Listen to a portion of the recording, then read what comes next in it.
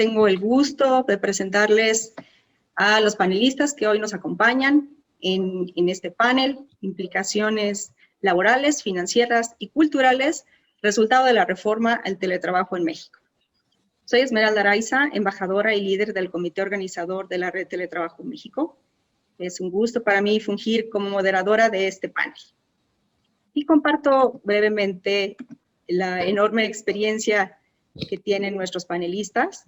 Antes de ello, les comento que este webinar tiene una duración de 1 hora y media aproximadamente. Ustedes, el público asistente, podrán escribir en el chat sus dudas y, muy importantes, sus opiniones, las cuales iremos leyendo conforme avancemos en el panel. Este evento está siendo grabado, por lo que, por respeto a su privacidad, hemos deshabilitado sus micrófonos y sus cámaras también. De igual forma, cuando lea sus comentarios, no mencionaré sus nombres. Sin embargo, si desean que mencione su nombre, por favor, escríbanlo como parte de su comentario. Pues bien, les presento a Jennifer Salazar. Jennifer es abogada en la firma Reyes y Esteban Abogados, quien abordará el ámbito laboral de esta reforma en el panel. Jennifer es licenciada en Derecho por la Universidad del Valle de México, maestra en Derecho Procesal Civil con juicios orales por la Universidad de Ciencias Penales y Sociales. Es también doctorante en Derecho por la Universidad de Ciencias Penales y Sociales. Cuenta con más de 18 años de experiencia como abogada postulante y más de 15 años de experiencia como docente en nivel superior y posgrado. Actualmente es abogada en la firma legal Reyes y Esteban Abogados. Bienvenida, Jennifer. Gracias, Esmeralda, un honor. Muchas gracias. Les presento a Tabata Romero. Ella es docente en teletrabajo en la Universidad Anáhuac Online, quien abordará los temas de talento y cultura organizacional del teletrabajo. Tabata Romero es postdoctora en Derecho por la Universidad Nacional Autónoma de México, licenciada, maestra y doctora en Derecho por la Benemérita Universidad Autónoma de Puebla, especialista en Compliance por el Instituto de Estudios Bursátiles de Madrid, así como en Derecho Digital por el Instituto de Investigaciones Jurídicas de la UNAM. En el año 2013 presentó ante el H. Congreso del Estado de Puebla una iniciativa para implementar el teletrabajo en el sector público como política de equidad de género e inclusión de grupos vulnerables.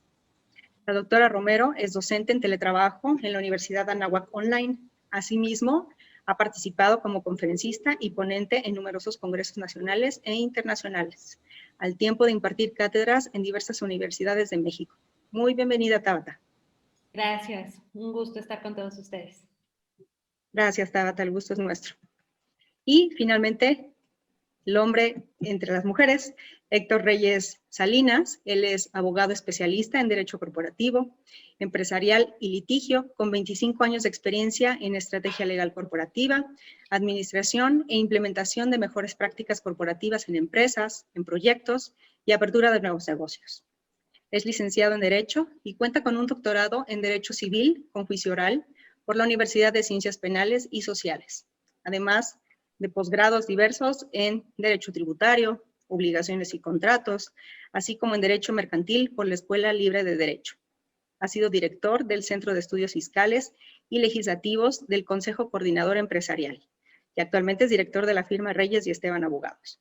Ha sido docente en diversas casas de estudio de México y también ha sido autor de libros, así como de diversos artículos de la revista Veritas del Colegio de Contadores Públicos.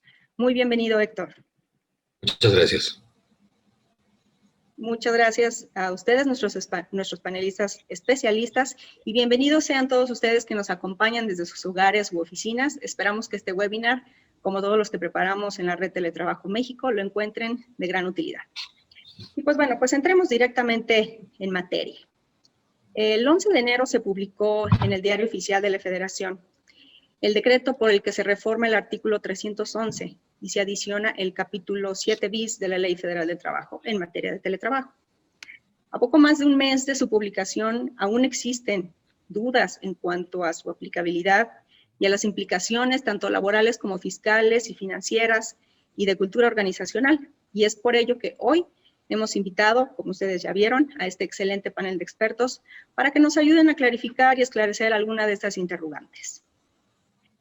Pues bien, creo que una de las dudas más relevantes es acerca de si esta reforma aplica o no en estos momentos que estamos en tiempo de pandemia y que muchos estamos viviendo una modalidad de teletrabajo en casa, pues prácticamente forzado.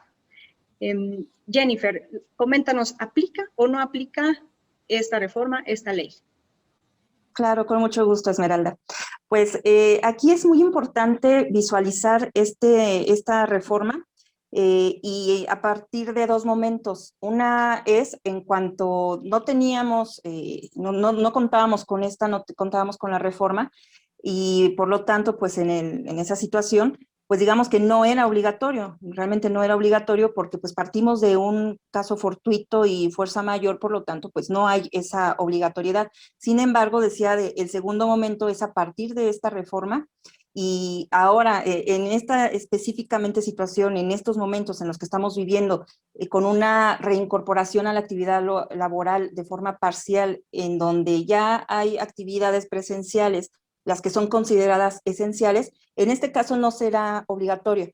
No será obligatorio porque, bueno, ya hay esta actividad presencial. Sin embargo, para las actividades no esenciales, sí se vuelve algo obligatorio a partir de la reforma, porque, bueno, ya está completamente legalizada esta situación, ya está positivizada, por lo tanto, sí es una obligación y pues los patrones en este caso pues tienen que actuar de forma inmediata.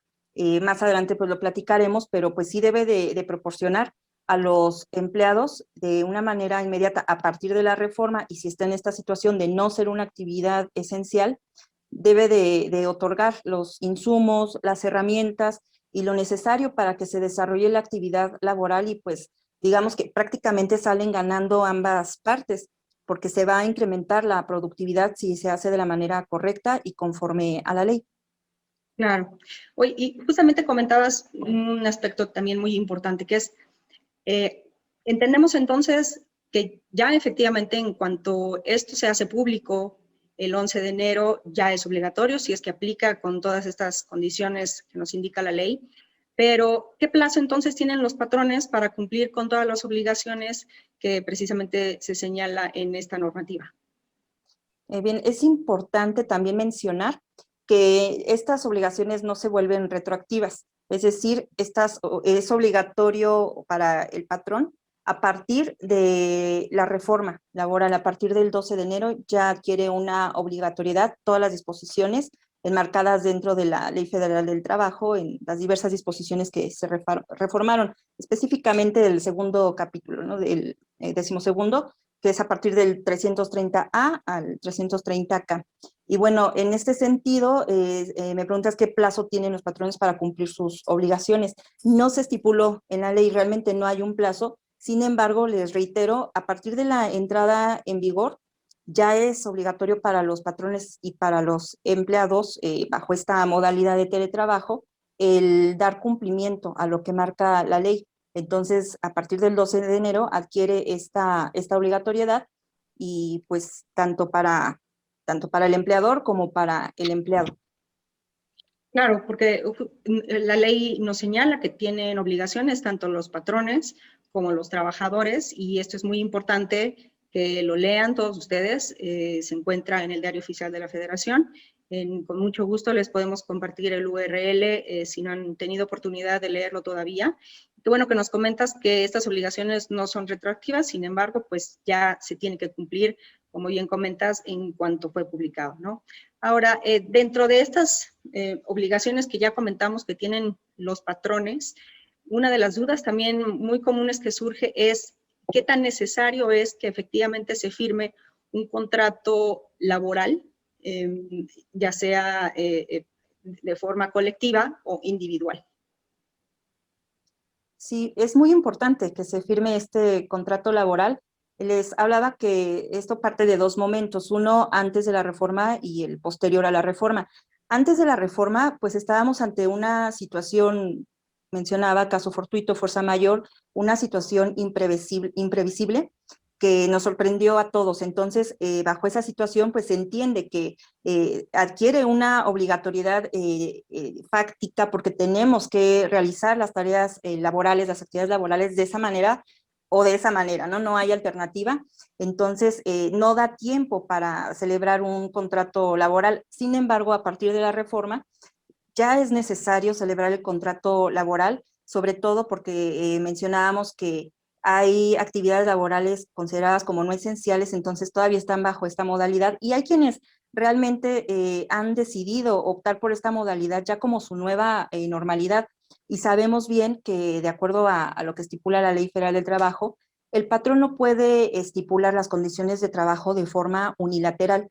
Por lo tanto, si nos vamos a regir bajo esta modalidad de teletrabajo, es necesario estipular todas las condiciones de trabajo en un contrato laboral y la ley lo especifica. Contrato laboral no está hablando de un convenio, de un adendum, sino de un específicamente contrato laboral, pues en el que se tiene que especificar todas las condiciones de trabajo, así como las obligaciones especiales que están contempladas en este apartado de la ley.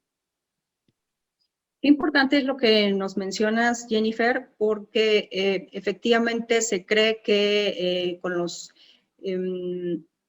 instrumentos que se tienen actualmente ya queda cubierto las obligaciones, se da, digamos, como por hecho que ya estamos viviendo en esta situación, entonces que ya no es necesario hacer estas formalidades, pero como bien nos comentas, sí es muy importante para cumplir con esta normativa. Muchísimas gracias, Jennifer. Al contrario. En cuanto a los aspectos financieros y fiscales, Héctor, ¿cómo sugieres tú que se debe determinar los porcentajes a pagar de electricidad e internet de los trabajadores que están haciendo teletrabajo, como ya lo señala la norma? ¿Qué es lo que tú nos sugieres? Mira, actualmente, cada una de las empresas está tratando de buscar el cómo poder establecer esa proporcionalidad, porque la ley no nos lo está señalando, no está mencionando el cómo ni cómo podría ser. Por la parte del Internet, es fácil determinarlo porque tiene un solo costo. Utilices lo que utilices de megas, ¿no? Se podría decir. Ahí todavía podría establecerse que el patrón tuviese que pagar una de dos, o celebra el contrato directamente el patrón con la empresa prestadora de servicios para que le facturen, y la otra sería que se lo pagara directamente al trabajador. Pero aquí el problema está en que todavía no hay un mecanismo preciso para establecerlo, porque yo te podría decir ahorita, sinceramente, que tu computadora que tienes ahorita enfrente de ti, tiene, a lo mejor el proveedor te puede decir el consumo de watts que tienes, ¿verdad? Y con ese consumo de watts hora, ¿verdad? Lo multiplicas por las 8 horas de trabajo y luego lo multiplicas por el precio del costo de kilowatt, entonces probablemente pudieses tener un costo. Pero realmente no hay una forma de determinarlo.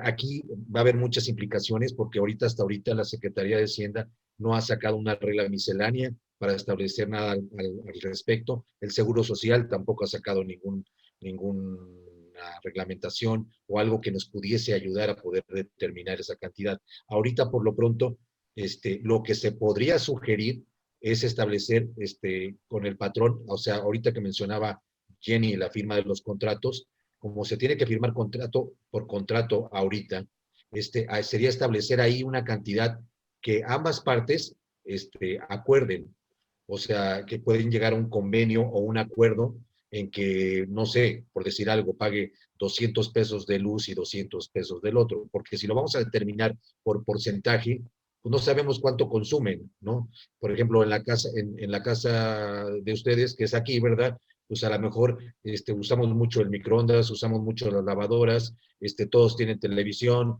todos están haciendo trabajo, entonces realmente cuánto va a consumir y cuánto sería lo que podríamos establecer.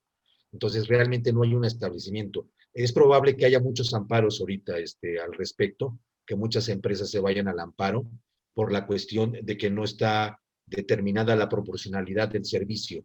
Y con eso puedan las empresas ganar ahorita tiempo para poder establecer el método de proporcionalidad que se podría utilizar. Ahorita la Corte pues va a tener que entrarle en algún momento a poder establecer pues, qué se entiende por esa parte de la proporcionalidad del pago.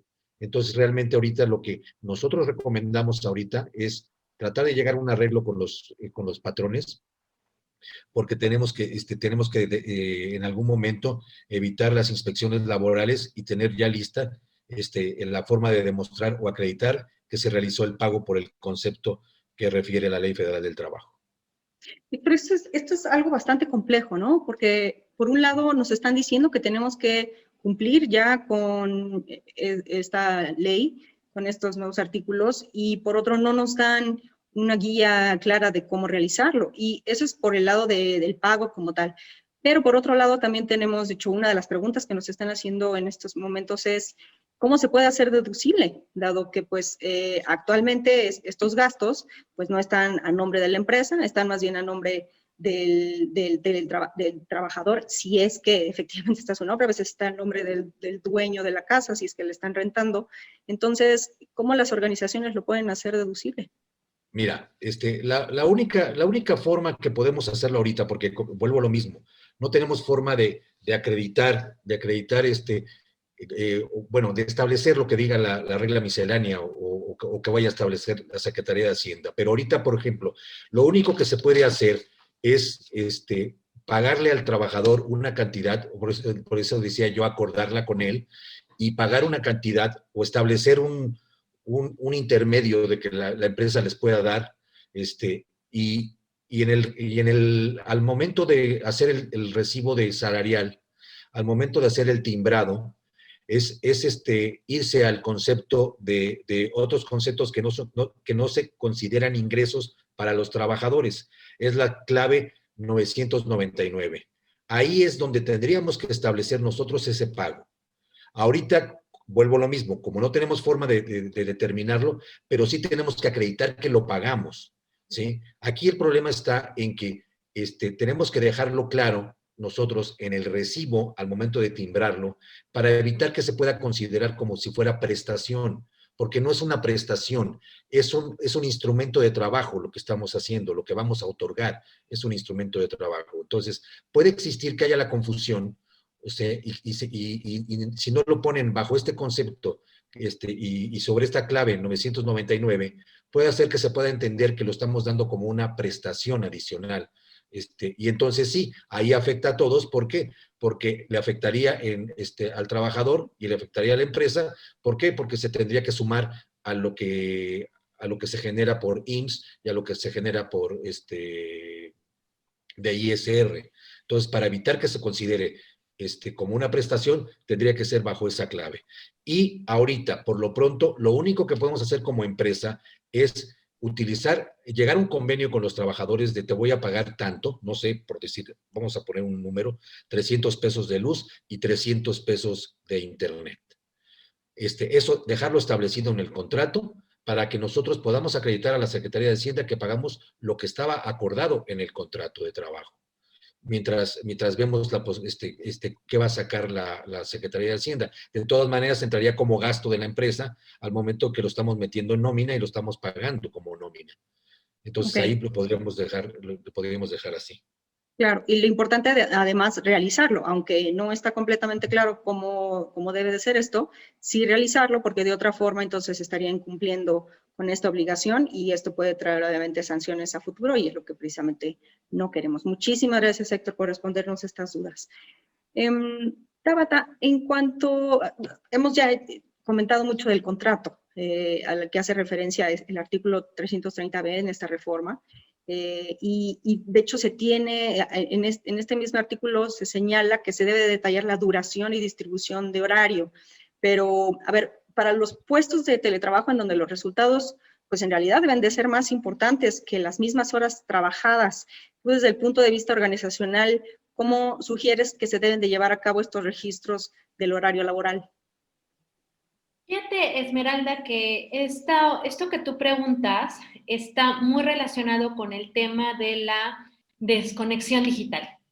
Y es que lo que ha pasado en la actualidad es que con el teletrabajo y en general con el uso intensivo de las tecnologías de la información en todas las actividades productivas, ha provocado una hiperconexión o una teledisponibilidad permanente por parte de los trabajadores.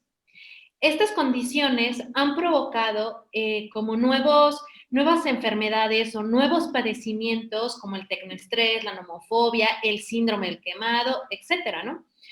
Y es entonces en todo este contexto que entonces se advierte la necesidad de establecer mecanismos regulatorios que garantizaran por parte del empleador el respeto al derecho al tiempo libre que tienen los trabajadores. Con esto lo que se trata de regular es que el teletrabajador tiene el derecho a no contestar llamadas, a no contestar mensajes, a no contestar correos electrónicos mientras esté en su periodo de descanso o bien incluso en sus vacaciones, ¿no? Se trata de limitar el uso de las herramientas digitales. Y es entonces, bueno, y sobre este punto quiero aclarar que entonces el derecho a la desconexión digital no debe ser vista únicamente como un derecho de los teletrabajadores, sino en general, como lo he mencionado, pues de todos los trabajadores, porque en la actualidad, pues todos estamos 100% conectados a través de los dispositivos, ¿no? Y bueno, precisamente para poder garantizar este derecho a la desconexión digital, es que entonces nos dicen, ¿sabes qué? Entonces debes de llevar un registro del horario laboral. ¿Y esto en qué contexto sucedió? Fíjate que en España se presentó una situación en la que un trabajador demandó a su patrón diciéndole que, bueno, él teletrabajaba, pero que tenía cargas excesivas de trabajo y que en consecuencia trabajaba horas extras. Entonces, en este escenario, pues le solicitaron al patrón que exhibiera las constancias que pudieran acreditar que el trabajador cumplía cabalmente con su horario laboral, y él argumentó que no podía exhibir estas constancias precisamente porque el trabajo pues se realizaba en un contexto de confianza, de cumplimiento por objetivos, y entonces le dijeron, no, mal, debes de cumplir, debe de registrarse el horario laboral a fin de que se pueda garantizar que no hay abusos, que no hay que no se están cumpliendo horas extras y que en caso de que se estén cumpliendo horas extras de trabajo, pues estas sean pagadas conforme a lo establecido en la ley. Y es por ello que a la luz del Real Decreto Ley 8/2019, precisamente para establecer medidas urgentes de protección social y de lucha contra la precariedad laboral en la jornada de trabajo, es que se establece la obligación de realizar un fichaje de la jornada laboral. Y entonces, cuando sucede todo esto, pues llegan muchísimas plataformas o instrumentos tecnológicos que entonces ya en la actualidad nos permiten llevar un fichaje remoto de la jornada laboral. Puede ser que a muchas organizaciones no les guste la idea por decir, a ver, nosotros somos empresas del futuro, nosotros tenemos la visión de que se realice que se realice el trabajo bajo el cumplimiento de objetivos. A mí no me interesa si el trabajador viene y checa a las 8 de la mañana y baja su computadora o cierra su computadora a las 6 de la tarde. A mí lo que me interesa es que cumpla con el objetivo que le encomendé. Sin embargo, bueno, pues es necesario y ya la ley nos los estableció. ¿Y cómo se va a cumplir?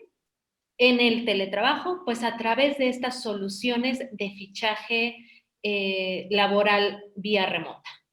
Ok, entonces, aunque se pudiera entender, como comentas, que para algunas culturas organizacionales esto podría ser un poco como un paso atrás en el desempeño y en la cultura organizacional, sí lo tenemos que realizar justo para poder cumplir y poder comprobar en caso que haya pues algún conflicto laboral, ¿no? Muchísimas gracias, Tabata, qué bueno que nos aclaras esta parte, porque a veces podemos exagerar un poco en esto de la confianza. Siempre yo creo debe de existir, sin embargo, pues no podemos dejar a un lado lo que nos señala la ley, ¿no? Que es muy importante. Exacto. Y justamente siguiendo con los lineamientos que nos presenta la ley, Jennifer, ya nos aclaraste de las obligaciones que tienen los patrones y sabemos que también los trabajadores tienen en materia de teletrabajo. ¿Cuáles serían entonces las posibles consecuencias por incumplimiento por parte de los patrones de aquellos elementos que sí están muy claros en la ley que se tienen que cumplir? Sí, así es. Aquí, bueno, puede haber incumplimiento tanto del trabajador como del patrón. Sin embargo, por la premura de la situación y por todo lo que está involucrado para la implementación de esta reforma, pues se entiende que tiene mucho mayor carga el patrón. El patrón tiene que proporcionar lo necesario para que se lleve a cabo, decíamos, esta actividad laboral. De lo contrario, bueno, si bien esta reforma no establece específicamente cuáles serán las sanciones por parte del patrón en cuanto al incumplimiento, sí prevé en el 330K, está prevista la función de los inspectores, que pues ellos están bajo la inmediatez de la Secretaría de Trabajo y Previsión Social. Entonces, en este sentido, pues los inspectores pueden acudir a los centros de trabajo, no a los domicilios de los trabajadores, sino al centro de trabajo, a requerir al patrón que está bajo esta modalidad pues, los documentos idóneos que acrediten que está cumpliendo con las obligaciones legales, por ejemplo, los registros. Y en este caso, por ejemplo, cuando se otorgan las herramientas de trabajo, como son la computadora, como son las sillas ergonómicas, que pudiera ser el teléfono celular, y otros insumos como son electricidad y los que mencionaba ya Héctor, internet.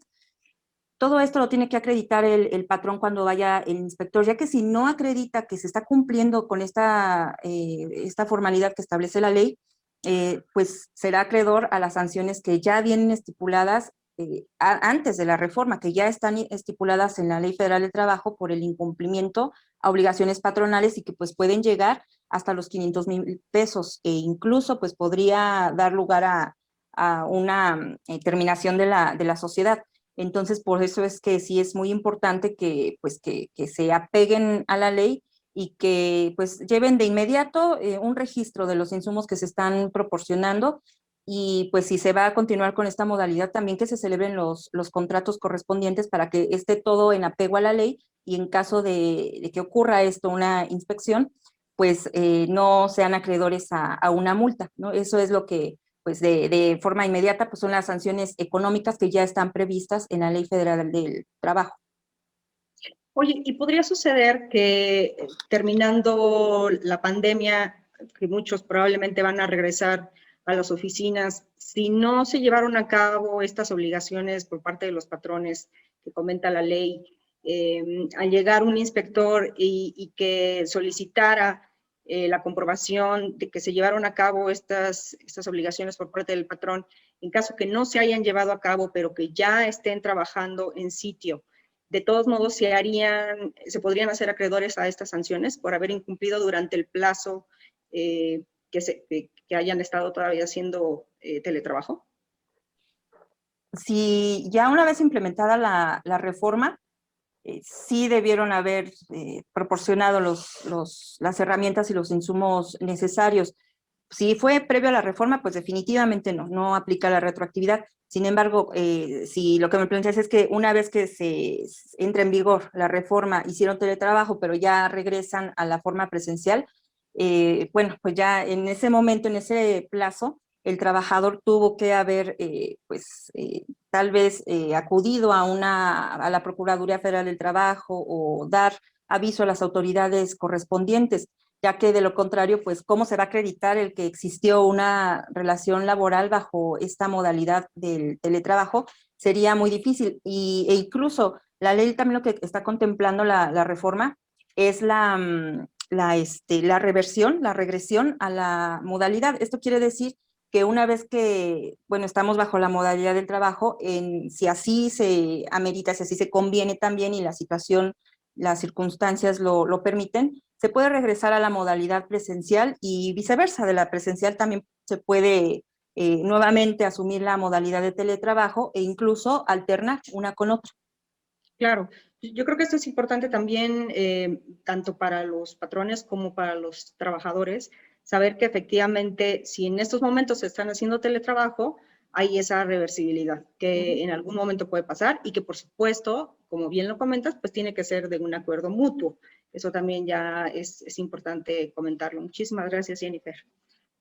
En el artículo 330 ahí que aborda los mecanismos de supervisión, ha sido también un punto un tanto polémico pues los teletrabajadores podrían sentir que su derecho a la privacidad está siendo violado, pues de usarse estos softwares que tú ya nos comentabas también que se tienen que usar pues para llevar a cabo el seguimiento de los horarios.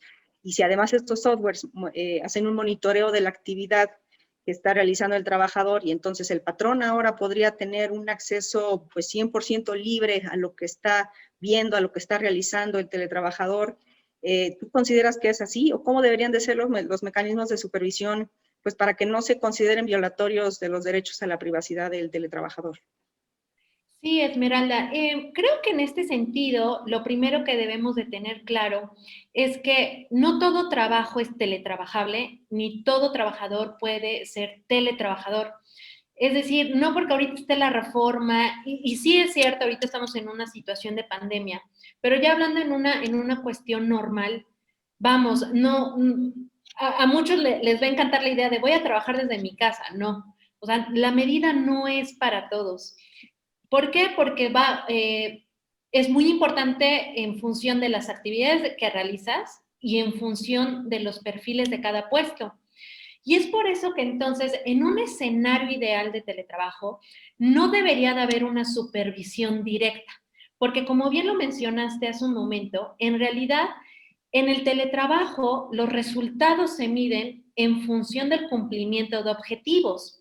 Y para ello, pues hay algunas metodologías como el Smart Working, que precisamente está basada en la confianza del trabajador y en el cumplimiento de objetivos. Hay algunas otras estrategias, ¿no? Como la organización de tareas, utilizar softwares o incluso implementar sistemas competitivos de incentivos, ¿no? Para que el primero que entregue, pues tenga ahí como un incentivo por eso te digo que está basado en el cumplimiento de objetivos. Ahora, desafortunadamente la forma tan acelerada en la que se ha implementado el teletrabajo, pues lo primero que les llegó a la mente a muchos empleadores es, yo necesito saber qué está haciendo mi trabajador durante toda su jornada laboral. Y de ahí que se hayan implementado y también se hayan puesto de moda estos softwares de monitorización. Y bueno, si a eso le sumamos que el empleador nos va a entregar el dispositivo tecnológico con el que vamos a trabajar y que en estos dispositivos tienen implementadas todos estos softwares que pueden detectar las páginas en las que navegamos, pueden tener acceso incluso a comunicaciones. Ahora es muy común que abramos nuestro WhatsApp web en la computadora, que incluso tengan conocimiento sobre y que queda registrada las teclas que nosotros vamos seleccionando cuando estamos escribiendo, cuando estamos teniendo una comunicación. Es muy importante proteger la expectativa de privacidad que tiene el teletrabajador. Y entonces, informarle sobre este software y aparte deberán obtener el consentimiento del teletrabajador. Así, por lo menos, si estoy siendo monitorizado, ya tengo plena conciencia de que estoy siendo supervisado de esa manera, para que entonces, pues la verdad, no ocupe el dispositivo que me están poniendo a mi disposición para cuestiones personales. De lo contrario, sí estaríamos ante un grave problema de invasión a la privacidad del teletrabajador. Entonces, debemos entender que es clave, además del cumplimiento de las obligaciones, como así lo señala la ley, que haya esa comunicación bastante clara entre el patrón y el teletrabajador de todos esos mecanismos que se están llevando a cabo, como bien comentas, pues para que no haya sorpresas, ¿no? O no haya de pronto falta de confianza de que se está invadiendo pues la privacidad, ¿cierto? Así es, Esmeralda. Hay Correcto. algunos mecanismos, perdón, hay algunos mecanismos que no son tan invasivos como los que te comentaba, que al final es un smart working, un establecimiento de objetivos, el establecimiento de conferencias remotas para darle seguimiento a todas las tareas, ¿no? Sin embargo, creo que en la actualidad y la forma en cómo se ha implementado el teletrabajo, en realidad el empleador está todavía como que no se quita el chip de querer darle seguimiento directo a cada una de las horas, ¿no? Es un paradigma que creo que eventualmente iremos mejorando y avanzando, pero bueno, ahorita la situación así es. Seguramente así será. Tendremos que hacerlo porque aunque no continuemos 100% en teletrabajo, habrá algunos que sí quieran hacer híbrido y este cambio de chip, como comentas, es muy importante. Y justamente, Héctor, Tabata nos comentaba pues que a lo mejor el teletrabajo no es para todos, ni para todas las empresas, a lo mejor ni para todos los cargos. Tú desde el punto de vista financiero y fiscal, ¿consideras que hay algunos puestos o algunas empresas en las que es mucho más redituable financieramente hablando aplicar el teletrabajo o se podría manejar de forma general? Bueno, de aplicarse se puede aplicar en forma general, digo, siempre y cuando no sean empresas que se dediquen a maquilar algo en específico o a la elaboración de productos o cosas por el estilo. Pero lo que son prestadores de servicio, llámese, por ejemplo, un despacho de abogados, un despacho de contadores, pues ya realmente se están dando cuenta de que conviene más hacer el teletrabajo que pagar 3 o 4 pisos en una torre en Reforma, en donde venían pagando cantidades industriales por metro cuadrado, y ahora se están dando cuenta de que el ahorro es genial, porque entonces de 4 pisos ahora ya nada más tienen uno, y entonces y básicamente dejan una sala de juntas y algo nada más para recibir a los supuestos clientes, que de todas maneras ahorita ya los clientes también los estamos atendiendo vía Zoom, ¿verdad? Entonces, realmente, la cuestión financiera para la empresa, pues es mucho mejor. ¿Por qué? Porque también está teniendo ahorros, llámese agua, llámese luz, llámese dentro de los inmuebles. Entonces, sí está haciendo, se están dando cuenta que sí funciona. Esto no es nuevo, ¿verdad? Porque, por ejemplo, despachos en Estados Unidos, en las firmas más importantes de Nueva York, hacen un contrato y uno cree que lo están haciendo ahí en la oficina de Nueva York y resulta que lo están haciendo en una oficina en la India y lo están haciendo unos hindús que contrataron, los cuales cobran a $20 la hora, cuando en el despacho de Nueva York lo cobran a 500, 600, $1,000, $2,000 la hora, y acá lo pagaron a 50. Y lo hizo una persona en la India, en lugar de hacerlo. Entonces, sí, ahorita se están dando cuenta de que implementar esta nueva modalidad, que yo siento que ya llegó para quedarse, del teletrabajo, va a ser más ocupado de lo que estamos pensando. Y el regreso, yo también siento que va a ser nada más para cuando realmente se requiera presencial. Y de todas maneras se está manejando un porcentaje que si es arriba del 40%, ya se considera teletrabajo.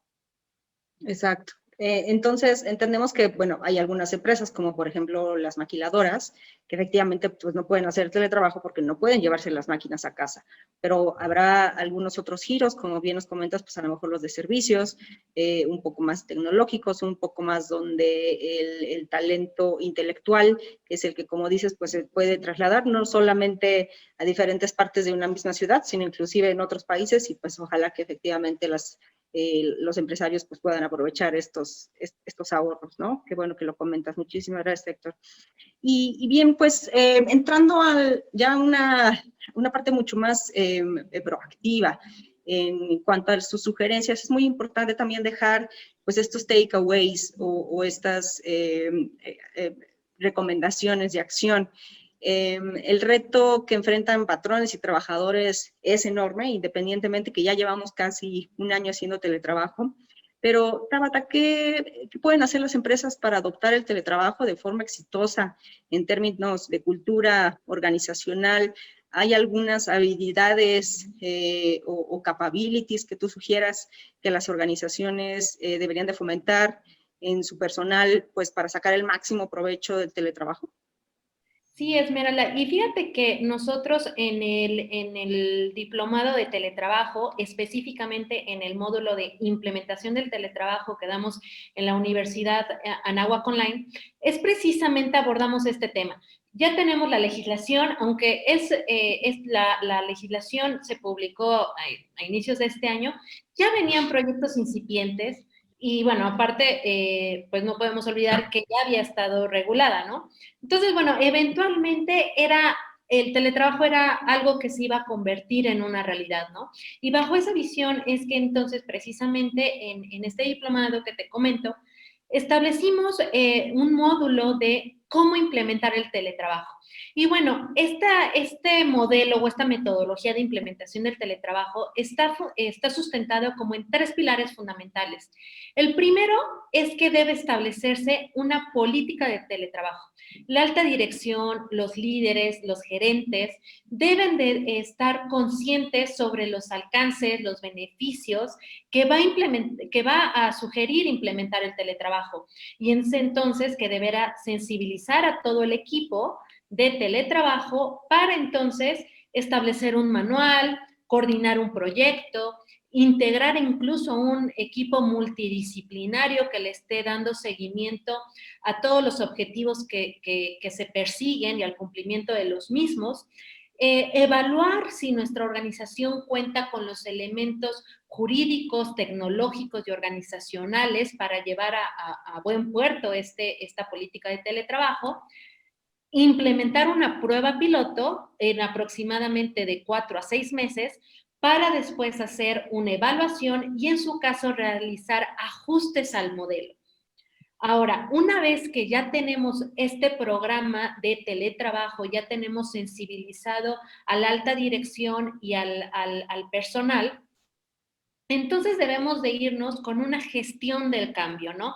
Los empleadores deben de reconocer que no es necesario que para el cumplimiento de las obligaciones estemos sentados en una oficina, atrás de un escritorio, cumpliendo con un horario y transitar hacia el cumplimiento de objetivos, ¿no? El involucramiento del líder va a ser súper importante porque debe de ejercer una función motivacional en su equipo de trabajo a efecto de que pues haya cuestiones negativas o enfermedades como el tecnoestrés o las tecnoadicciones como se los mencioné, detectar si alguien del equipo pues tiene una baja productividad a efecto de incentivarlo, programar adecuadamente reuniones, establecer un equipo de soporte técnico, establecer, por ejemplo, algunas políticas de disminución de brechas digitales, ¿no? Porque pues la verdad es que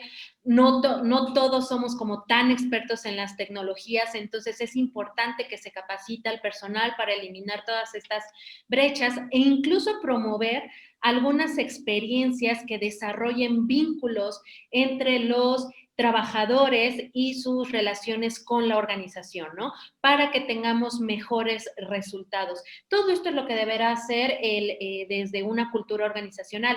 Y por supuesto el teletrabajador deberá desarrollar soft skills, ¿no? Deberán adaptarse a los cambios, deberán aprender a trabajar en equipo. La coordinación es uno de los soft skills más importantes que debe desarrollar el teletrabajador.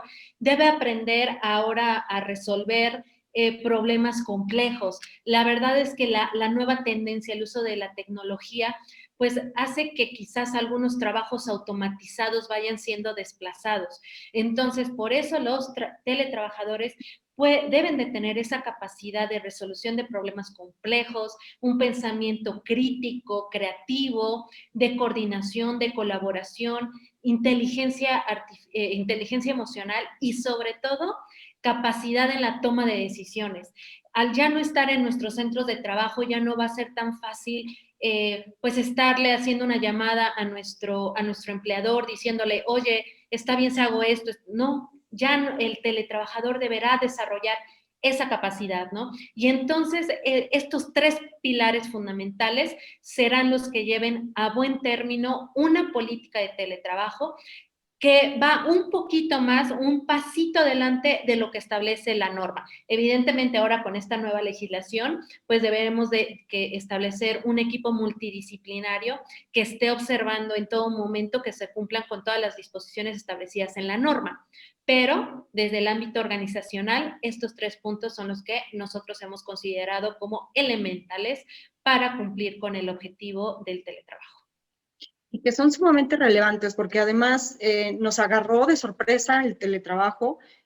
Probablemente ya había algunas empresas que ya tenían parte de estas acciones, de estos 3 pilares avanzados, pero lo cierto es que la gran mayoría no los tenían. Entonces, yo creo que nunca es tarde para estudiar, para analizar estas metodologías, en este caso como ustedes, la Universidad de Anáhuac, que presenta este diplomado, que yo creo que es muy recomendable. Insisto, nunca es tarde empezar con una metodología bien estructurada, como la que ustedes comentan, y sobre todo resaltar esta parte que recién nos comentas, de poderles dar las capacidades a los teletrabajadores para la toma de decisiones. Algo que es bien importante también resaltar, y de hecho es algo que comentábamos en el panel anterior de ciberseguridad, el poder tener un marco normativo interno con mucha claridad en aquellos aspectos que tal vez en estos momentos todavía no se tenían claros, pero que hoy se tienen que poner ya en blanco y negro en políticas internas. Muchísimas gracias por comentarnos estas sugerencias, Tabata, muy, muy relevante. Y continuando con las sugerencias y viendo hacia futuro, Héctor, ¿tú qué opinas en cuanto a, o qué sugerencias les puedes dar a los trabajadores, o mejor dicho, a los patrones en términos financieros y fiscales? ¿Y qué debemos de esperar en materia de regulación fiscal? Es un hueco que tenemos todavía y todavía hay muchas dudas al respecto. ¿Qué podríamos estar esperando?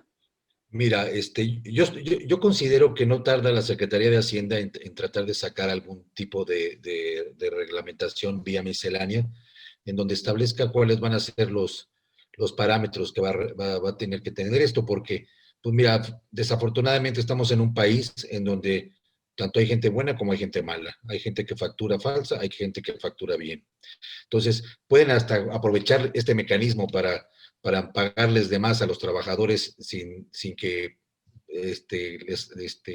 les genere más impuesto, más esto, más el otro. Entonces, sí se tiene que buscar una manera de que la Secretaría de Hacienda establezca límites para este tipo de cuestiones. Y las empresas ahorita tienen, como no hay, no hay forma de acreditar el gasto específicamente, porque volvemos a lo mismo, ¿quién lo va a determinar? Ahorita lo podemos determinar entre trabajador y patrón, pero realmente no sabemos si va a haber esquemas específicos que saquen o limitaciones que establezca en regla miscelánea la Secretaría de Hacienda, señalando que no puedes registrar más de, no sé, 2,000 pesos, por decir algo, para evitar que se utilice este mecanismo para pagarle más al trabajador, como si fuera una segunda o una tercera nómina, ¿no? Entonces, porque se podría aprovechar eso señalándolo como gasto adicional, en base a esto del teletrabajo. Entonces, sí, yo siento que ahorita lo que hay que vigilar nada más es que se establezca esto en el recibo de trabajo para evitar las posibles inspecciones laborales, que se modifique el reglamento interior de trabajo para que se establezca en cada una de las empresas, se establezcan las reglas y se establezcan esto del teletrabajo dentro de la reglamentación interna de la empresa y sobre todo también, que no lo hemos platicado, pero es importante, la cuestión del el resguardo de información confidencial, que aquí tendríamos un problema porque estaría saliendo de la empresa a computadoras fuera de los lugares en donde se manejaría información que debería estar sujeta a cierta vigilancia. Y aquí ya la tendrían los trabajadores fuera. Entonces también se tendría que buscar la manera de empezar a cerrar candados por ahí para evitar alguna demanda por la información confidencial. Claro, sí, la ciberseguridad es algo relevante que todavía existen ahí unos huecos. Y con base a tu experiencia, ¿crees que todavía falta mucho tiempo para tener esta regulación fiscal? Y si esto es un punto, digamos, que pudieran utilizar como argumento las empresas para suspender, digamos, la aplicación de sus obligaciones, dado que no existe la regulación todavía. No, mira, suspenderla, o sea, no podría ser, porque como ya está en ley, los inspectores de trabajo van a estar al pendientes de eso. O sea, las empresas van a tener que implementarla, les guste o no les guste, para evitarse las multas que señalaba la licenciada Salazar de entre 40,000 y 500,000 pesos que se podrían establecer por no haberla implementado. O sea, sí se va a tener que implementar, o sea, lo queramos o no, de una u otra forma. Acreditar perfectamente que se entregaron los materiales de trabajo, tener los contratos de comodato con los trabajadores para que se pueda acreditar de que la empresa se lo dio en préstamo, la calidad, el equipo, o sea, todo ese tipo de cosas que quede debidamente registrado para que en una inspección laboral, porque ahorita la que nos preocupa es la laboral, la fiscal no tanto, porque no hay reglamentación fiscal que me obligue a hacerlo de cierta manera. Aquí el conflicto que podría existir sería que la Secretaría de Hacienda buscara la manera de decirme que por qué di 300 pesos y no 500, o por qué di 1,000 pesos y no 200. O sea, es donde la Secretaría de Hacienda me podría decir, no me has acreditado o no me acreditas el gasto. O sea, me tienes que acreditar el gasto. ¿Por qué estás pagando 500 pesos de internet, ¿no? Cuando hay servicios de 300. O sea, y tú lo estás metiendo. Entonces, no te lo acepto como deducible y entonces, o sea, esa es la cuestión. Ahorita Hacienda no ha sacado nada. Normalmente lo hacen en marzo y abril, cuando hacían las famosas misceláneas fiscales y las sacaban. Sí, hace poquito sacaron una porque se necesitaba, pero es probable que entre marzo y abril lo tengamos. Y lo que va a obligar a que la Secretaría de Hacienda se mueva y trate de legislar esto es porque nos vamos a ir a los amparos. Va a haber empresas que se van a ir a los amparos, volvemos a lo mismo por la cuestión de la proporcionalidad de lo que se va a descontar, y eso va a originar y obligar a que la Secretaría de Hacienda lo legisle, porque también al momento de que lo metamos nosotros como gasto en la empresa y diga la Secretaría de Hacienda, no es gasto, ¿no? Porque no me lo estás comprobando. Entonces ahí también pues yo voy a tener que recurrir, me voy a tener que ir al tribunal y de ahí pues, hasta el amparo para lograr que la Corte pues, también se pronuncie al respecto. Entonces, sí ahorita desafortunadamente se hizo, está bien lo que se hizo, pero como que faltó involucrar a Seguro Social, faltó involucrar a Secretaría de Hacienda para que realmente esté perfectamente embonada la reforma. Ahorita se podría decir que manca, ¿no? Porque le faltan cosas. Claro. Pero qué bueno que nos comentas. Esperamos que esta regulación esté pronto ya pues al público, pero como bien comentas, no es excusa para el cumplimiento de las obligaciones y esto que quede muy claro, porque ha habido todavía algunas interpretaciones que sugieren que pues al hecho de que no hay claridad en algunos aspectos, pues se puede eximir de algunas obligaciones el patrón. Entonces, qué bueno que nos comentas esto y pues estaremos al pendiente de cuando salgan estas regulaciones fiscales. Y hablando de lo que viene,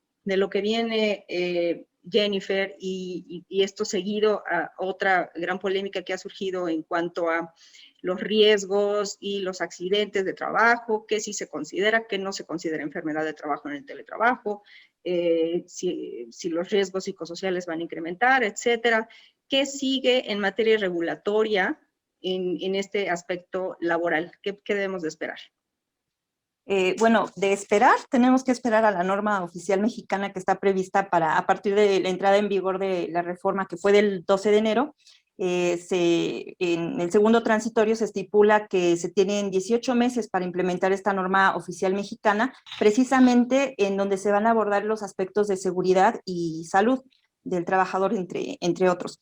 Pero por lo mientras tenemos que hacer algo porque, pues sí, desafortunadamente los accidentes ocurren. Entonces, pues debemos de tener presente que también el teletrabajo, en esta modalidad, también los trabajadores están expuestos a sufrir riesgos, accidentes, enfermedades de trabajo. Por lo tanto, se tiene que prever todo esto. ¿De qué manera? Es mejor prevenir siempre que llegar a un conflicto laboral. Entonces, la mejor manera de prevenir esto es celebrando los contratos laborales. Y antes de celebrarlo, antes de elaborar dicho contrato, sería muy recomendable que el patrón asistiera al domicilio del trabajador o empleados, pero específicamente con esta tarea de asistir a los domicilios de los empleados para observar de forma real y efectiva cuál es ese entorno en el que se va a desarrollar la actividad laboral, porque pues depende de ello también que se pueda suscitar algún accidente. Entonces es muy importante que, pues, que se asista al domicilio y que ya bajo esas condiciones que se están observando, pues se estipule esto en las condiciones laborales, porque todo esto, lo relacionado con seguridad y con salud, pues sí tenemos que esperar a que la norma oficial mexicana se publique y que lo regule, que regule esta situación. Como decía el licenciado Héctor, pues aquí sí hay varios vacíos legales. También falta la pronunciación o el pronunciamiento por parte del Instituto Mexicano del Seguro Social. Entonces, todo esto pues sí es importante, y en este momento, si se tuviera un accidente, es muy difícil de acreditar que es por parte o que ocurrió dentro del horario laboral. Entonces, sí tendría que hacerse un dictamen por parte del Seguro Social.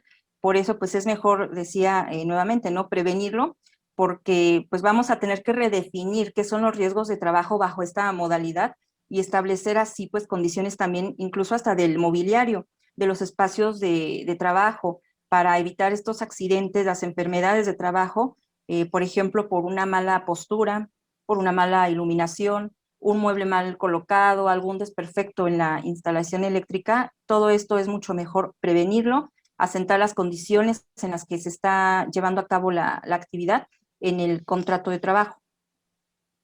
Claro, qué importante, ¿no? Seguramente en estos momentos muchas empresas están previendo realizar otro tipo de actividades que no necesariamente tenían en vista, como lo que comentas, ¿no? Ir realizando estas visitas domiciliarias. Probablemente esto podría ser un poco polémico también. A lo mejor habrá algunos teletrabajadores que consideren esto que se le está invadiendo su privacidad. En fin, bueno, hay una N cantidad de cosas todavía que hay por definirse. Esperemos que pues esta norma efectivamente no tarde mucho para que pues podamos llegar a buen término, pues para bien de todos, para bien tanto de los teletrabajadores que estamos en casa, como para beneficio de las empresas. Qué tema tan relevante. Muchísimas gracias. ¿Les parece si pasamos a la sección de preguntas y respuestas? Tenemos aquí ya varias, algunas de ellas, de hecho, las hemos contestado a lo largo del panel. Me voy a ir a algunas que son representativas, porque son muchas las que hemos recibido, pero algunas son representativas. Nos preguntan aquí, las empresas que otorgaban alimentos a sus trabajadores, me imagino comedor, ¿deben compensar a los mismos en este rubro? ¿Quién desea contestarlo? ¿Jennifer? Bueno, sí, gusta. Jennifer, ¿sí? Sí, por digamos, la modalidad en ese sentido, pues, de hecho sí es importante que se especifiquen bien las prestaciones laborales, porque no se pueden confundir, como también ya lo habíamos mencionado, con las herramientas y otras cuestiones. En este sentido, si la empresa daba tal vez un horario para los alimentos, pues este se debe de seguir previendo dentro del horario laboral. Si daba una prestación por alimentos, no sé, sí, se me ocurre que a lo mejor tenían comedor la empresa y pues les cobraban una cantidad específica y acorde al trabajador. En este caso, pues sí tendrían que, de una manera equivalente, también otorgarle esta prestación. Si bien ya no le van a dar los alimentos como tales, pero sí un equivalente, un apoyo económico. Podría ser un apoyo en especie para, pues, coadyuvar con esta prestación, y de esta forma, pues, continuar cumpliendo con toda la reglamentación que se tenía antes. Digo, si bien existen obligaciones especiales bajo esta modalidad del teletrabajo, nos vamos a pegar a las generalidades de la ley. Entonces no debemos salir del marco legal, y si tenían esta prestación no se les tendría por qué quitar. Incluso esto sería de cierta manera ilegal, ¿no? Si se están quitando prestaciones, las prestaciones una vez adquiridas son permanentes. Entonces tendrían que continuar con esta prestación, obviamente platicarlo con el patrón, llegar a convenios, pero sí continuar con la misma. Ok, muchísimas gracias, nos queda claro. Héctor, tenemos una pregunta para ti. ¿Deberán los empleadores, nos pregunta Julio Telles, ¿deberán los empleadores o el propio SAT apoyar o incrementar la deducibilidad de impuestos derivada del costo adicional de energía eléctrica, seguramente más cara en un futuro inmediato, o contratar un internet de alta velocidad o equipos o dispositivos tecnológicos para desarrollar en formas óptimas el teletrabajo? Bueno, mira, aquí como todavía desconocemos qué es lo que piensa hacer la Secretaría de Hacienda, o sea, la deducibilidad del gasto sí está hecha, o sea, y está justificada en cualquier momento. Si nosotros consideramos que el trabajador necesite o requiera otro tipo de internet porque está fallando o por lo que sea, ¿sí? O por ejemplo, ahorita tú que eres la encargada del grupo, ¿verdad? Y vas a recibir a muchas personas y todo, tu conectividad debe de estar mayor.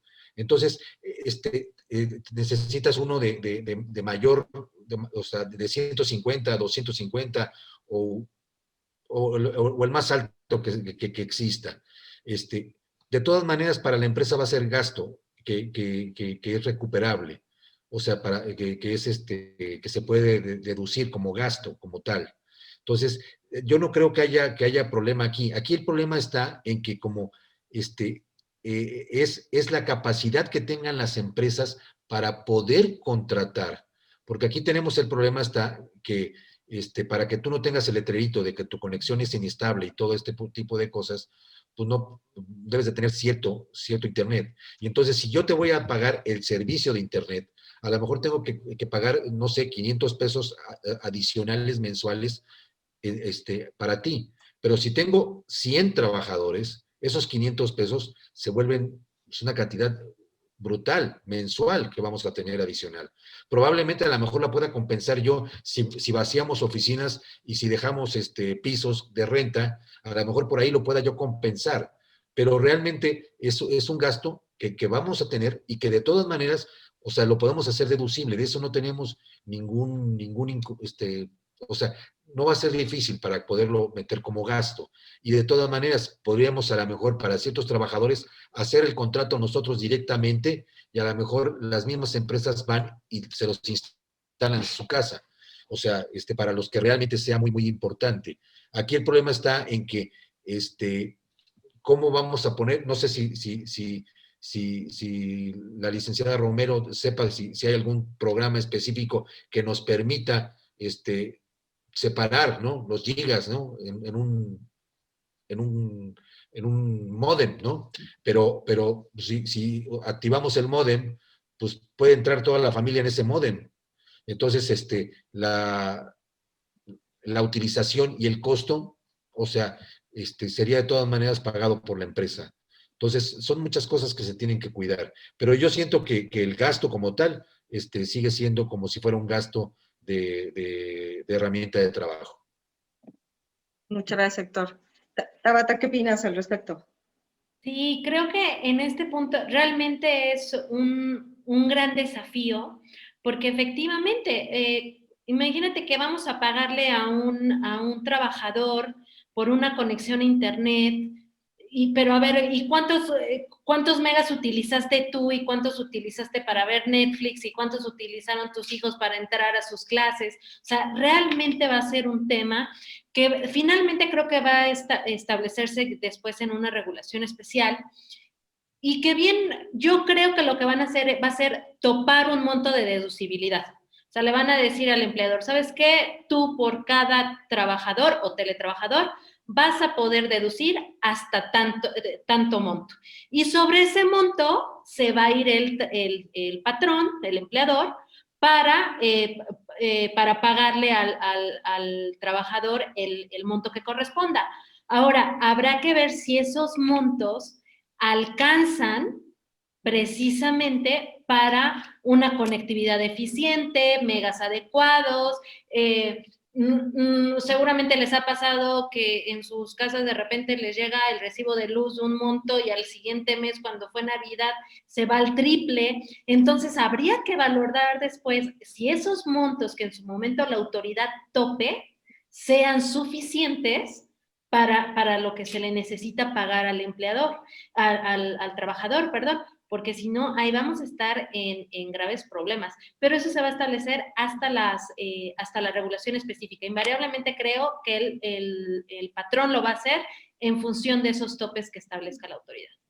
Muy importante, muy importante. Jennifer, nos hacen la pregunta de qué tan necesario es efectivamente firmar el contrato de trabajo o si se puede realizar algún adendum. Pues la ley específicamente habla de un contrato. Entonces, es muy importante que sea un contrato como tal. Por la situación de emergencia, sí se pudo haber celebrado un adendum o incluso nada, ¿no? Incluso fue algo que se dio, ¿no? Tácitamente.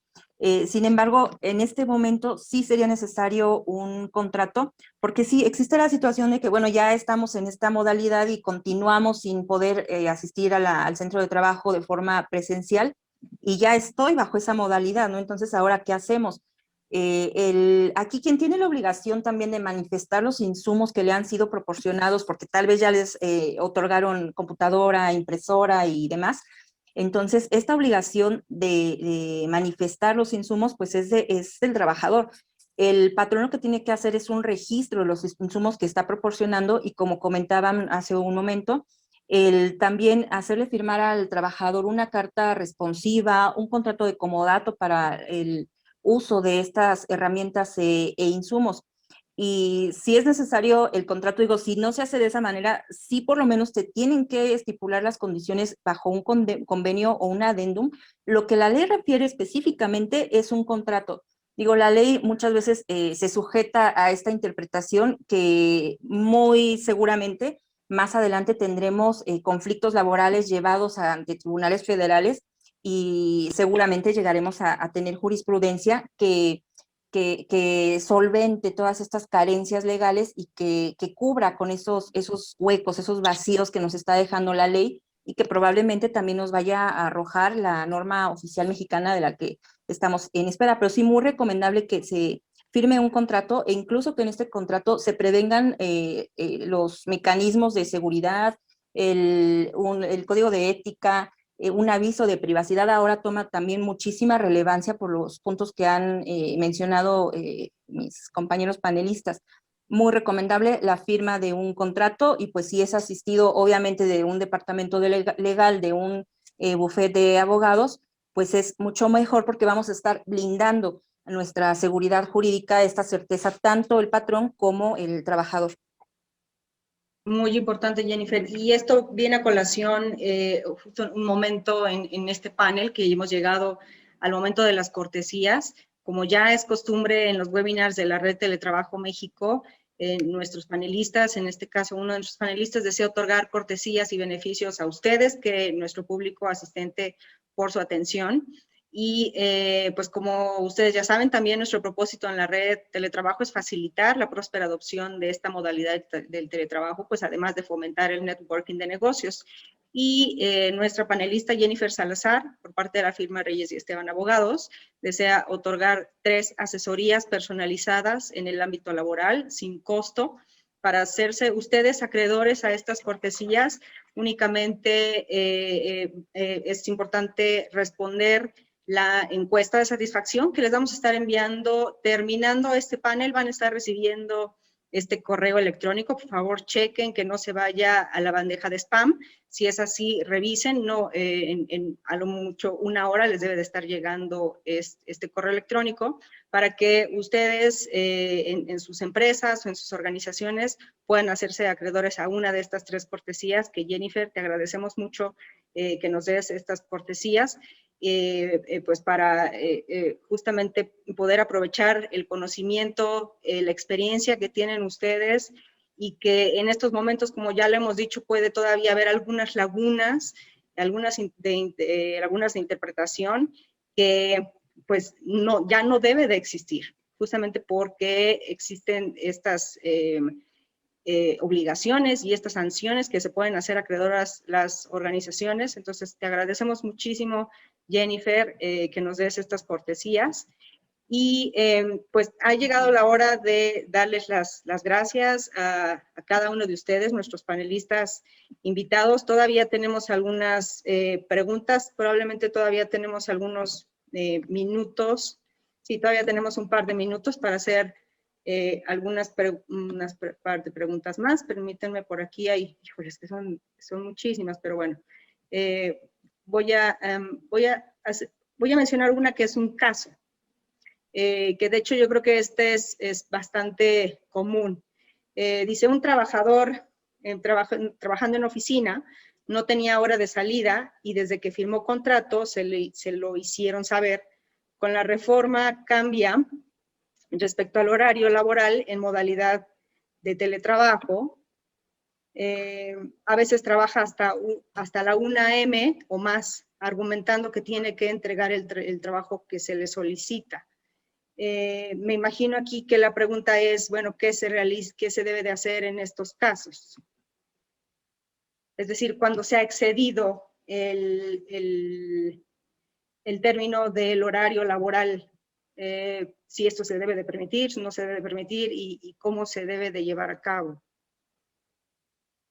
Es que aquí el problema que vamos a tener es poder acreditar las horas extras que trabajaron, porque realmente, como decía la compañera Romero, con los software que existen para poder acreditar a qué horas entraron y a qué horas salieron, los van a tener las empresas. Entonces, para el trabajador va a ser muy difícil poder acreditar que estaba a la 1 de la mañana trabajando, ¿verdad?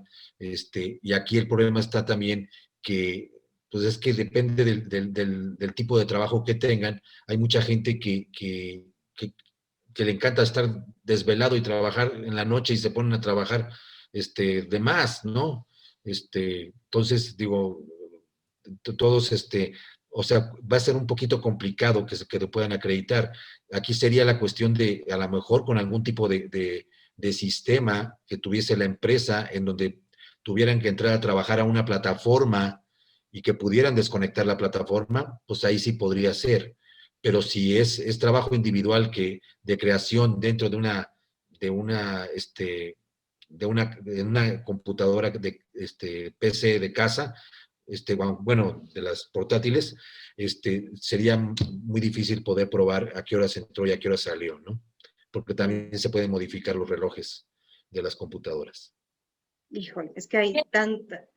Adelante, Tabata. Perdón, Esmeralda. Y sí, efectivamente, la verdad es que nosotros nos damos cuenta en este contexto, es que ya tenemos un marco normativo, ya nos dice el deber ser. Y en ese sentido podemos encontrar algunas estrategias, algunos mecanismos para cumplir con la norma. Pero la verdad de las cosas es que, siempre vamos a poder encontrar alternativas. Precisamente como los relojes, alterarlos, modificarlos. Y precisamente aquí es donde entra un cambio en la cultura organizacional. Esto no va a cambiar, lo reitero, si no le cambiamos al chip al empleador. El empleador debe de eliminar esa expectativa que tiene de una disponibilidad permanente de su trabajador. Si no eliminamos esa cultura, vamos a seguir con esto y lo único que vamos a provocar es quemar al trabajador, a veces que se sienta aislado, muchas veces se va a generar muchísimo más estrés porque aparte de tener que cumplir con objetivos, aparte por la situación actual que tenemos a los esposos, a los hijos trabajando en casa, entonces va a ser más complicado, ¿no? Entonces precisamente aquí es donde entra la importancia de la cultura organizacional, que el empleador debe de romper con estos paradigmas, debe de adaptarse a un pensamiento de futuro, pensar diferente, porque si no, difícilmente se va a lograr este cambio, aún con instrumentos tecnológicos y todo lo que quieras, si no se tiene este cambio de cultura organizacional, difícilmente se va a poder implementar. Qué gran reto. Yo quisiera agregar algo, Esmeralda, claro. Si no hay inconveniente, porque digo, a lo mejor el trabajador quisiera una solución pronta, ¿no? Una solución fáctica que que lo lleve a mejorar sus condiciones de trabajo. Y yo considero que aquí lo que tendría que hacer de inmediato, bueno, obviamente, ¿no? Es a tratar de solucionarlo de forma amistosa con el empleador, llevando a cabo pues alguna plática, algún oficio dirigido a él para que pues se pueda solucionar de forma amistosa. Pero si no es así, digo, porque muchas veces se romantiza, ¿no? Esta cuestión de, tienes la camiseta de la empresa y no hay horario, y pues les venden una idea un tanto nociva y dañina para el empleador, y que pues muchas veces se incurre incluso en explotación laboral. El otro paso a seguir, si no se puede arreglar internamente en la empresa, pues sería acudir a Profedet, a la Procuraduría de la Defensa del Trabajador, para dar aviso a esta autoridad, pues que sería la correspondiente a quien le toca conocer. Y, perdón, pues una vez que conozca Profedet, se le va a mandar a llamar al empleador para tener pláticas conciliatorias. Incluso, bueno, ahora con la reforma laboral también se tiende mucho hacia la conciliación, y pues esta es una vía, ¿no? Para poder tener un resultado concreto y pues lo más pronto posible. Y recordar nuevamente que en materia laboral quien tiene la carga de la prueba es el patrón. Entonces, si el patrón, el empleador está, perdón, nuevamente el trabajador está asegurando que está excediéndose la jornada laboral, bueno, él está haciendo una afirmación que para efectos de procesales laborales, quien tendría que probar lo contrario sería el patrón. Entonces, pues sí es importante que vaya paso a paso el trabajador, pero siempre con un acompañamiento también de tipo legal. Muchas gracias, Jennifer. Y al respecto, nos hacen una pregunta también para ti. Este es otro caso. Me dicen, tengo una pregunta para Jennifer. La licenciada habla que es obligatorio el establecimiento de la formalidad del teletrabajo, pero el propio decreto establece que la modalidad de teletrabajo debe ser manera voluntaria y de común acuerdo. En mi caso, yo estoy en casa trabajando, no de manera voluntaria. Mi patrón me lo pidió por el tema de la pandemia. Aún así, se tiene que firmar el contrato por modalidad de teletrabajo. Bueno, supongo que si continúa en casa es porque la actividad que está realizando no es de las consideradas esenciales. Entonces, bajo esas circunstancias, previo a, bueno, estábamos en una situación de pandemia, una situación de emergencia que la Organización Internacional del Trabajo en marzo de 2020 califica al coronavirus como pandemia. Por lo tanto, pues se hace necesaria, no es opcional, se hace necesaria e imperante la realización del trabajo desde nuestro domicilio. Por eso es que pues no dio tiempo realmente de preguntar al patrón, de preguntar al trabajador si querían o si podían, y esto adquirió cierta obligatoriedad por una parte. Y ya una vez que hemos tratado de pues ir a la vanguardia o ir adaptándonos a esta nueva modalidad, pues ya se ha hecho de una manera, les mencionaba, tácita el uso de estas tecnologías, el uso de estas herramientas. Por lo tanto, en este momento, si bueno, mi patrón, por la situación anterior, tuve que asumir esta modalidad, ahora bueno, pues ya no, tal vez parcialmente ya han regresado a su centro de trabajo. En este caso, lo que se recomienda hacer es sí un contrato laboral, sí es voluntario, porque entiendo que lo que le causa este conflicto a la persona que nos está preguntando es que si por un lado nos dicen que se tiene que celebrar un contrato, pero por el otro nos están diciendo que es voluntario, es porque todo contrato implica voluntariedad. Es uno de los elementos que tienen que existir dentro de cualquier tipo de contrato. Entonces, de esta voluntariedad se va a ver manifestada en la firma del contrato laboral. Si el trabajador no está conforme con esta modalidad, de hecho es parte de la libertad laboral que consagran los tratados internacionales, en todo momento puede renunciar el trabajador, porque si no estamos hablando ya pues, de explotación laboral, ¿no? Entonces, en cualquier momento puede renunciar. Si esta modalidad no satisface sus intereses y no está de acuerdo con esta modalidad, pues tendría esa opción. Uno, acudir a las autoridades correspondientes o en todo caso, pues si así lo cree necesario, el renunciar. El contrato es lo que implica y en donde se plasma la voluntad patronal y del trabajador. Bastante claro.